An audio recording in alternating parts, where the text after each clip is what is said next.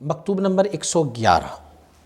دفتر اول حصہ دوم۔ یہ مکتوب شریف حضرت شیخ حمید سنبولی صاحب کی طرف صادر کیا گیا ہے اس بارے میں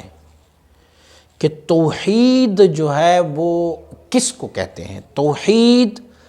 عبارت از تخلیص قلبس از مادون حق سبحانہ و تعالی۔ توحید کس کو کہتے ہیں کہ آپ کا قلب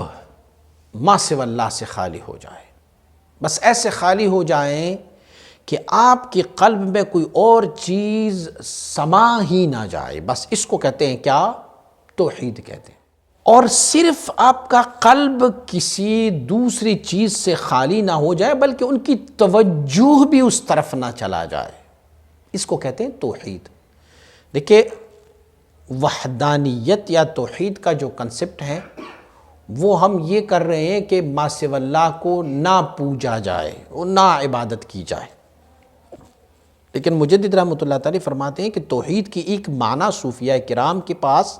اور بھی ہے، اور وہ معنی یہ ہے کہ ما سوی اللہ جو ہے وہ آپ کے قلب سے نکل جائے،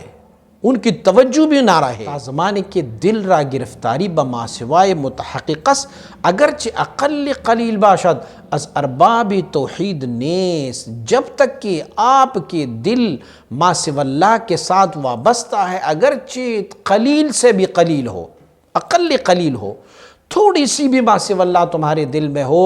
اس کو صاحب توحید نہیں کہتے، موحد نہیں کہتے اس کو۔ دل تو ایک ہے اور وہ رب نے اپنی معرفت واسطے پیدا فرمایا ہوا ہے، مگر دوسروں کے لیے دوسرے دل بنائے جائیں، یا تو یہ ایک دل ہو اور اس دل کو خالصتاً رب کے لیے وحدانیت کے لیے بنایا گیا ہے اور معرفت کے لیے بنایا گیا ہے، اس میں تم دوسروں کا تذکرہ کیسے شامل کر سکتے ہو؟ بے تحصیل این دولت واحد گفتن و واحد دانستن نزد ارباب حصول از فضول است،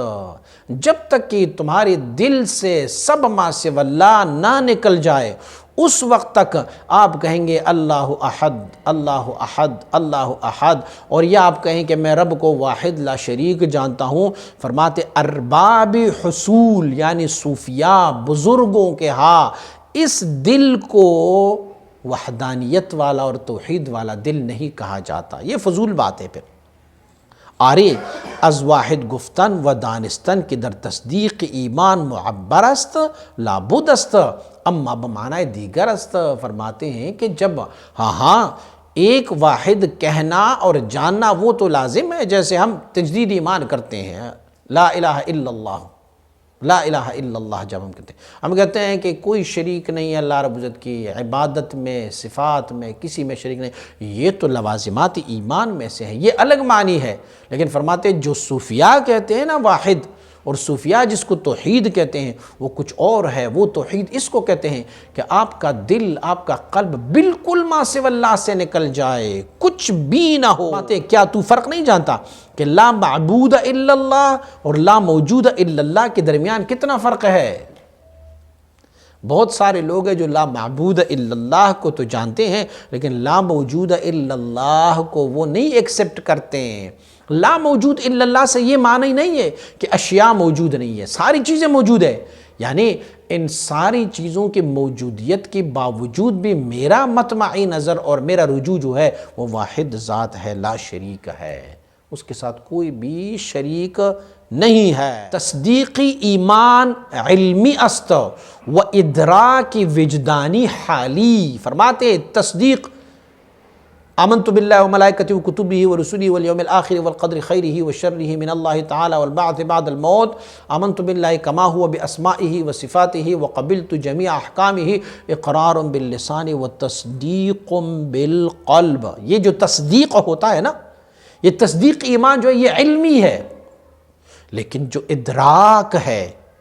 کہ جو درک ہے، جو آپ کے باطن اس بات کو ایکسپٹ کر لیں، وہ فرماتے ہیں وہ حال کا کام ہے، وہ قال کا نہیں ہے۔ قال یہ ہے کہ آپ زبان سے پڑھیں گے، یہ بھی لازم ہے،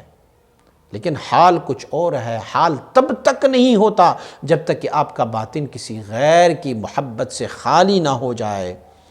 پیش از حال سخن از آن راندن محظور است، جب تک کہ تجھے حال نہ مل جائے، کیفیت حال نہ مل جائے تو حال والی باتیں کرنا بھی فضول ہوتی ہے۔ کسی بندے پر اگر حال نہ ہو تو وہ حال کی باتیں بھی نہیں کر سکتے، وہ قال ہی بولتے رہیں گے۔ جمع از مشایخ کہ درین باب سخن راندہ اند از دو حالت خالی نیست، یا معذور اند و در غلبه حال مستور، یا مقصود از نوشتن و اظهار احوال نمودن آن بوده باشد که دیگان را به حق احوال شود و استقامت احوال و اعوجاج آن را به میزان احوال ایشان بسنجند۔ وہ باتیں جو لا موجود الا اللہ میں کچھ لوگوں نے جو باتیں کی ہیں نا، جو یا تو وہ حالت سکر میں ہیں، سکر کی غلبہ سکر کے وقت انہوں نے یہ باتیں کی ہوگی، اور یا اگر غلبہ سکر کے وقت ان کی باتیں نہیں ہے تو کچھ مشائخ نے اسی لیے اظہار احوال کیا ہے جو لا موجود الا اللہ میں احوال ہیں،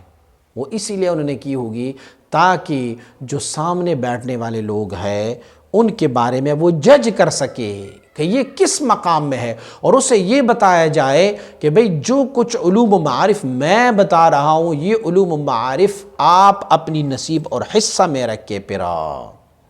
بی این دو حالت افشاء اسرار ممنوع است، اگر کسی بندے پر یہ دو حالت نہ ہو، یا تو سکر کی عالم ہو، سکر میں وہ بولتے جائیں گے،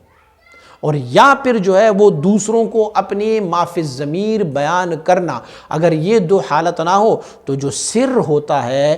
وہ منع ہے، کاشف السر ملعون، سر کی باتیں غیر سر والوں کے سامنے بولنا یہ لعنت کی گئی ہے اس پہ۔ حق سبحانہ شمی از احوال ارباب کمال نصیب ما مدبران گردانیدہ، استقامت پر مطابعات سنت سنیہ مصطفیہ علی مسترح الصلاۃ والسلام روزی گرداند۔ اللہ رب العزت ہمیں تھوڑا سا ان صاحبان کمال کی کمال میں سے تھوڑا سا کمال ہماری بھی نصیب فرمائیں، اور اللہ رب العزت استقامت مطابعات مصطفیٰ صلی اللہ علیہ وآلہ وسلم پر ہمیں نصیب فرمائے، بحرمت النبی و آلہ الامجاد علیہ وآلہم الصلوات و تسلیمات۔